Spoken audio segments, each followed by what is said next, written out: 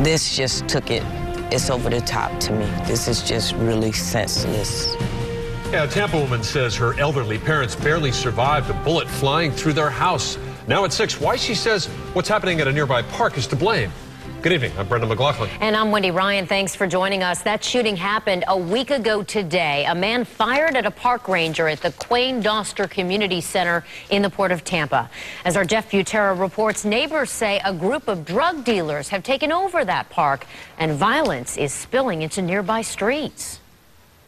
I'm angry. And this bullet hole is why. This is just really senseless. Tanya Weidman's elderly parents, her dad's turning 90 in a week, live here in Port Tampa.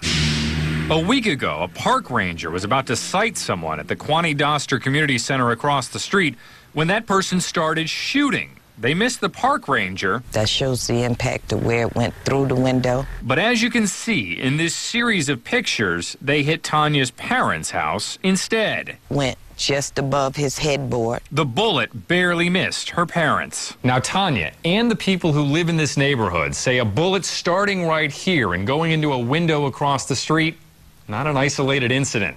It's the latest in a series of problems beginning at this park. Neighbor Barry Kelly says the problems surround a group of about a dozen young people who seem to call these benches in the park their hangout. It's just not a good situation. They're gambling, they're drinking.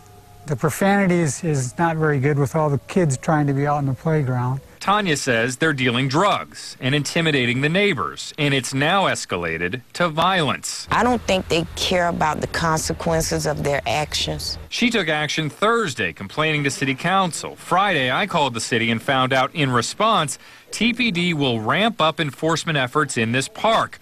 Tanya's just happy she can still celebrate her father's 90th birthday soon. Thank God we're not planning his funeral. That's how close that bullet, came. I'm Jeff Butera, ABC Action News.